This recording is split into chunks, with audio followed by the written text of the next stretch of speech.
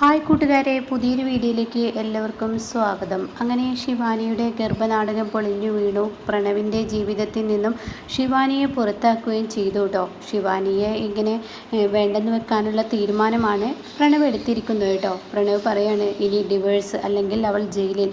അപ്പോൾ ഡിവേഴ്സ് എന്ന ആ ഒരു കാര്യം ചെയ്യുന്നത് ഇവിടെ ഒരു സമ്മതപത്രത്തിൽ ഒപ്പിട്ട് തരുന്നത് അത് ഗൗതം പറഞ്ഞിട്ടാണ് കേട്ടോ. അങ്ങനെ ഗൗതം പറയണ ഇനി ഈശ്വരമംഗലവും അതുപോലെ ഈ പറയുന്ന പ്രണവിൻ്റെ ജീവിതത്തിന് എനിക്ക് യാതൊരുവിധ സ്ഥാനവുമില്ല എന്ന് പറഞ്ഞിട്ട് ഇനി ഈ ഒരു പേപ്പറിൽ ഒപ്പിട്ട് തന്നാൽ തീർച്ചയായും നിന്നെ ഈ പറയുന്നത് പോലെ പ്രണവ് പറയുന്നത് പോലെ കേസിൽ നിന്ന് ഒഴിവാക്കി തരാം എന്നുള്ള സത്യം വെളിപ്പെടുത്തണം കേട്ടോ. അത് കേൾക്കുമ്പോൾ അവിടെ ഡോക്ടറും എല്ലാവരും കൂടി പറയണ മോളെ നീ അതിൽ ഒപ്പിട്ട് കൊടുക്ക്, തൽക്കാലം നീ അതിൽ ഒപ്പിട്ട് കൊടുക്ക് എന്ന് പറയാൻ കേട്ടോ. അങ്ങനെ ശിവാനി മനമില്ലാ മനസ്സോടെ നിറകണ്ണുകളോടുകൂടി പ്രണവിനെ ഇങ്ങനെ നോക്കുന്നുണ്ട്. പ്രണവ് പ്ലീസ് എന്ന് പറയുന്നുണ്ട്. അതിനിടയ്ക്ക് നിധിയുടെ കഴുത്തൊക്കെ പിടിച്ച് പിരിക്കുന്നുണ്ട് കേട്ടോ. നിധിയെ ഞാൻ കൊല്ലൂടി, നീയാണ് എൻ്റെ ജീവിതം തകർത്തത് എന്ന് പറയുന്നത് നിധിയെ കൊല്ലാൻ ശ്രമിക്കുന്നൊക്കെ ഉണ്ട് കേട്ടോ. അത് കാണുമ്പോൾ പ്രണവ് നീ എൻ്റെ ഏട്ടത്തി തൊട്ട് കഴിഞ്ഞാൽ നിൻ്റെ കൈ ഞാൻ വെട്ടൂടി എന്ന് പറഞ്ഞ് കൈ വലിച്ചൂരുന്നൊക്കെ ഉണ്ട് കേട്ടോ. അങ്ങനെ ഇതൊക്കെ പറയുന്നുണ്ട്. ഇതേ സമയം ഈ പറയുന്ന സത്യങ്ങളെല്ലാം കേട്ട് ഇപ്പുറത്തെ വസുന്ധരയും പാറും ഉണ്ടല്ലോ, അവർക്ക് പ്രതീക്ഷിക്കാത്ത തിരിച്ചടിയാണ് കിട്ടിയിരിക്കുന്നത്. അവരതിലേറെ ദേഷ്യത്തിലാണ് കേട്ടോ. പാറും വസുന്ധരയൊക്കെ മാറി മറിയാണ് ഇനി. അങ്ങനെ ഈ സമയം പ്രണവിനോട് കെഞ്ചുന്നുണ്ട് ശിവാനി, എന്നെ നീ ജീവിതത്തിൽ നിന്ന് ഒഴിവാക്കല്ലേ, ഇല്ല ഇനി നിന്നെ എന്ന താടകയെ വളരാൻ വിട്ട് കഴിഞ്ഞ് തീർച്ചയായും നീ പലവരുടെയും ജീവിതം തകർക്കും. ഇനി അത് പാടില്ല. നിനക്ക് നിൻ്റെ കാര്യം, നിൻ്റെ വഴിയിൽ തടസ്സമായവരൊക്കെ നീ വഴിയിൽ നിന്നും വെട്ടിമാറ്റുന്നുണ്ട്. അത് ഇനി തുടരാൻ പാടില്ല. നീ ജയിലിലോട്ട് എന്ന തീരുമാനം വീണ്ടും പ്രണവ് പറയുമ്പോൾ ഈ ഒരു സമ്മതപത്രത്തിൽ ഒപ്പിട്ട് കൊടുക്കാൻ രേണുക ആവശ്യപ്പെടുകയാണ് കേട്ടോ. മോളെ നീ ഒരിക്കലും ജയിലിൽ പോകരുത്, അതുകൊണ്ട് നീ ഈ സമ്മതപത്രത്തിൽ തൽക്കാലം ഒപ്പിട്ട് കൊടുക്ക് എന്നും പറഞ്ഞ് പ്രണവിന് ആ സമ്മതപത്രത്തിൽ ഒപ്പിട്ട് കൊടുക്കുമ്പോൾ അവിടെ നിന്നും പ്രണവിനെയും കൊണ്ട് ഗൗതമും നിധിയും ഇറങ്ങുന്നു കേട്ടോ. ഇതേ സമയം ശിവാനി പൊട്ടിക്കരയാണ്, അലമുറയിട്ട് കരയാണ്. തൻ്റെ ജീവിതം ഇത്രയും സൗഭാഗ്യത്തോടു കൂടി തനിക്ക് കിട്ടിയിട്ട് അതെല്ലാം നഷ്ടപ്പെടുന്ന അക്കാര്യം പറയാനില്ല കേട്ടോ. അത്രയും സങ്കടത്തോടു കൂടി വിതുമ്പി കരയാനേട്ടാ. ആ സമയം ഇതെല്ലാം ഈ തരത്തിലെത്തുന്ന ഒരിക്കലും പ്രതീക്ഷിച്ചില്ല. അപ്പോൾ ഇതേ സമയം രേണുക മോളെ എന്ന് പറഞ്ഞ് വിളിക്കുമ്പോൾ ഇതിനൊക്കെ കാരണക്കാരി ആ നിധിയാണെങ്കിൽ അമ്മേ എനിക്ക് കിട്ടാത്ത സൗഭാഗ്യം അവൾക്കും വേണ്ട, തീർച്ചയായും ഞാൻ ആ വീട്ടിലൊരു സൗഭാഗ്യം എനിക്ക് ഉണ്ടാക്കും, പക്ഷെ അവളെ ഞാൻ ഇനി അടിച്ചിറക്കും, അതെൻ്റെ വാശിയാണ് എന്ന് പറയുന്നുണ്ട് കേട്ടോ. അങ്ങനെ പിന്നീട് പ്രണവ് വീട്ടിലോട്ട് ചെല്ലാണ്. വീട്ടിൽ ചെല്ലുന്ന വസുന്ധരയും പാറും മോനെ പ്രണവ് എന്ന് പറഞ്ഞ് വിളിക്കുന്നുണ്ട് കേട്ടോ. ഇതേ സമയമാണ് കേട്ടോ വസുന്ധരയുടെ നേർക്ക് പ്രണവ് അങ്ങ് വിരൽ ചൂണ്ടുന്നത്. നിങ്ങൾ ശബ്ദിക്കരുത്, നിങ്ങൾ ഒരുത്തിയാണ് എൻ്റെ ജീവിതം തകർത്തത്, നിങ്ങൾ കാരണം ഞാൻ അനുഭവിക്കേണ്ടി വന്ന് ചില്ലറയല്ല എന്നിങ്ങനെ പറയുമ്പോൾ ഉടൻ തന്നെ അവിടെ വസുന്ധര പറയണേ, മോനെ ഒരിക്കലും ഞാൻ നിൻ്റെ ജീവിതം തകർത്തിട്ടില്ല, ഈ നിൽക്കുന്ന നിധിയാണ് നിൻ്റെ ജീവിതം തകർത്തതെന്ന് വസുന്ധര വീണ്ടും ആവർത്തിക്കണം കേട്ടോ.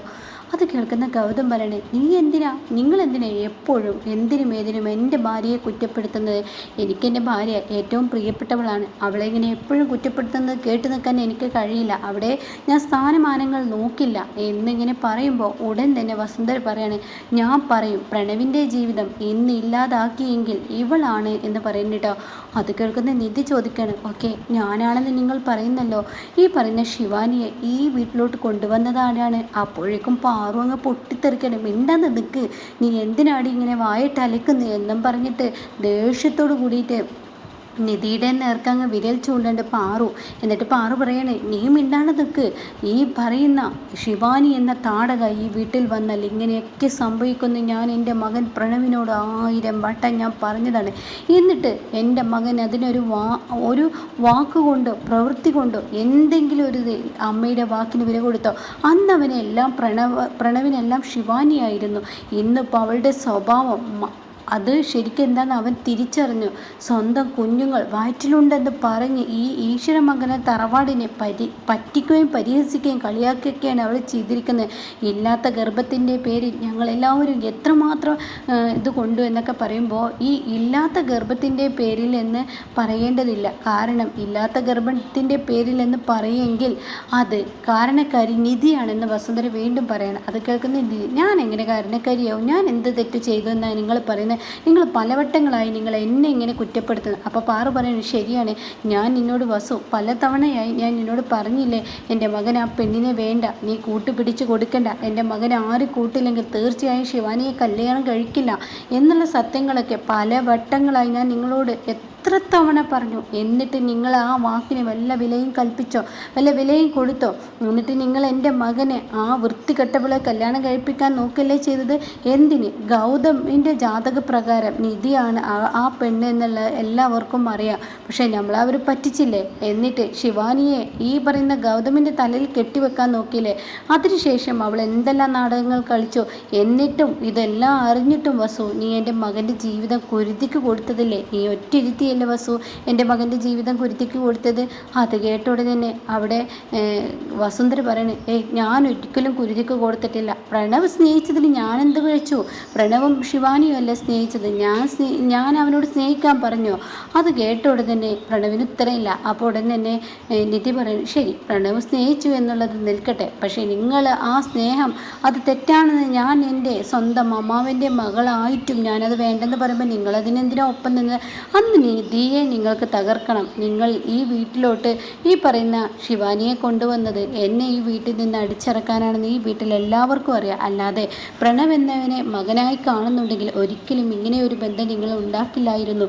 അത് കേട്ട ഉടൻ തന്നെ അവിടെ വസുന്ധര പറയുന്നത്, അത് നീ പറഞ്ഞത് ശരിയാണ്, നിന്നെ ഈ വീട്ടിൽ നിന്ന് അടിച്ചിറക്കണം. കാരണം നീ ഒറ്റൊരുത്തിയാണ് എൻ്റെ കുടുംബം ഇങ്ങനെയാക്കിയെടുത്തത്. എൻ്റെ ഗൗതമിന് ജാതകത്തിൽ ചെറിയ ദോഷമുണ്ടെന്നേ പറഞ്ഞിട്ടുള്ളൂ, പക്ഷേ നീ വന്നത് മുതൽ എൻ്റെ ഗൗതമിന് എല്ലാം കൊണ്ടും ആയി എന്ന് പറയട്ടെ. ഇത് കേൾക്കുന്ന ഗൗതമിന് അങ്ങ് ദേഷ്യം പിടിക്കണം. വാൽ തോന്നിയത് വിളിച്ചു പറഞ്ഞ ഇനി ഞാൻ കേട്ടു നിൽക്കില്ല. നിങ്ങൾ ഒറ്റൊരുത്തിയാണ് എൻ്റെ ജീവിതം തകർത്തും കൊണ്ടിരിക്കുന്നത്. ഞാൻ സ്നേഹിച്ച പെണ്ണിനെ ഞാൻ കല്യാണം കഴിച്ചു, അത് സത്യം തന്നെ. പ്രണവിന് ഇഷ്ടമുള്ള പെണ്ണിനെ പ്രണവ് കല്യാണം കഴിച്ചു എന്നുള്ളതും നീ അങ്ങ് അംഗീകരിക്കണം എന്ന് വസുന്ധര തിരിച്ചു പറയുമ്പോൾ ഉടൻ തന്നെ അവിടെ നിധി ദേഷ്യപ്പെടാൻ ഒരുങ്ങുമ്പോഴേക്കും വസുന്ധര പറയും, നീ മിണ്ടാതെ നിൽക്ക്. പ്രണവ് ഇപ്പോൾ സമതലം നെറ്റിയ മനുഷ്യനെ പോലെ ആയിത്തീരാൻ എന്താ കാരണം? ശിവാനിക്ക് ഗർഭമില്ലെന്ന് അറിഞ്ഞപ്പോൾ നീ ഞങ്ങൾക്ക് മുന്നിൽ അത് പെട്ടെന്ന് പറയണമായിരുന്നു. നീ മനസ്സിൽ കൊണ്ടു നടക്കേണ്ട ആവശ്യമൊന്നും ഉണ്ടായിരുന്നില്ല. എന്നാൽ ഇപ്പോൾ പ്രണവ് 6 മാസം വരെ തൻ്റെ കുഞ്ഞ് ഒരു വയറ്റിൽ കിടന്ന് അതിനൊരു രൂപമാവുന്നത് വരെ കാത്തിരിക്കേണ്ട അവസ്ഥ ഉണ്ടായിരുന്നില്ല. ശിവാനി ചെയ്ത തെറ്റ് നീയും കൂടി കൂട്ടുനിന്നിട്ടാണ്. നിനക്കത് ഞങ്ങളോട് പറയായിരുന്നില്ലേ? അത് കേൾക്കുന്ന നിധി, ആഹാ, ഇത് നല്ല കാര്യം, നിങ്ങളെന്ത് സംസാരമാണ് ഈ സംസാരിക്കുന്നത്? ഞാനായപ്പോൾ തെറ്റുകാരി?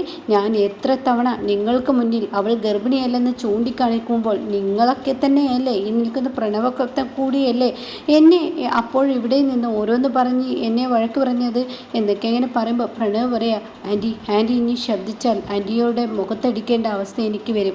കാരണം ആൻറ്റി ഒറ്റരുത്തിയാണ്. എൻ്റെ ഭാര്യയാക്കാനുള്ള തന്ത്രങ്ങളും കുതന്ത്രങ്ങളൊക്കെ ആൻറ്റി ശിവാനിൽ ചെയ്തതെന്ന് എനിക്ക് മനസ്സിലായി. അതുകൊണ്ട് ആൻറ്റി ഇനി ശബ്ദിക്കരുത്.